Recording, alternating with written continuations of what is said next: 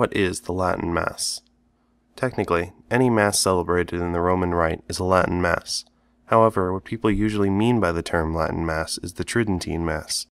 The Tridentine Mass was first codified by Pope Pius V in 1570, and it remained the primary liturgical form until Pope Paul VI approved the Novus Ordo in 1969.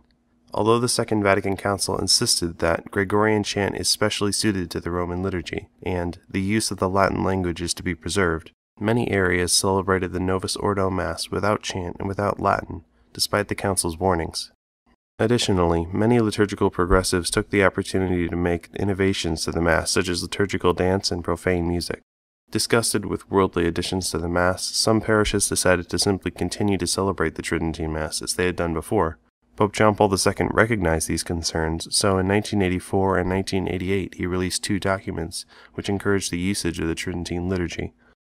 But the largest alteration to the status quo came in 2007, when Pope Benedict XVI released Summorum Pontificum, as well as a letter to the bishops about the document's implementation. Summorum Pontificum declared that from 2007 on, no parish needed its bishop's approval to celebrate the Mass in its old form, and that the Tridentine Mass would be known as the extraordinary form of the Mass, and the Novus Ordo would be known as the ordinary form of the Mass.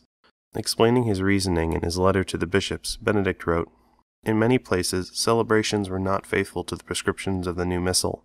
The latter actually was understood as authorizing or even requiring creativity, which frequently led to deformations of the liturgy which are hard to bear. I am speaking from experience, since I too lived through that period with all its hopes and confusions, and I have seen how arbitrary deformations of the liturgy cause deep pain to individuals totally rooted in the faith of the Church."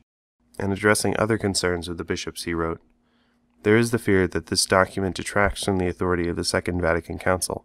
This fear is unfounded. In this regard, it must first be said that the Missal published by Pope Paul VI continues to be the normal form. But it is not appropriate to speak of these 2 versions of the Roman Missal as if they were 2 rites. Rather, it is a matter of a twofold use of one and the same rite. The implementation of Summorum Pontificum has helped increase the frequency and knowledge about the extraordinary form of the Mass. Looking to deepen their faith, younger generations, in addition to the old, have found great solace in this ancient form of the Mass that inspired so many saints throughout the last several hundred years." Benedict encourages this writing. "It has clearly been demonstrated that young persons too have discovered this liturgical form, felt its attraction, and found in it a form of encounter with the mystery of the Most Holy Eucharist, particularly suited to them. I highly recommend that everyone attend a Tridentine or extraordinary form Mass at some point, particularly a solemn high Mass if possible. It is easy to find a parish that celebrates this form from a simple website, such as ecclesiadae.org. Scattered, let those who hate him flee from his presence. As smoke is driven away, so drive them away. Like wax that melts before the fire, so the wicked shall perish at the presence of God.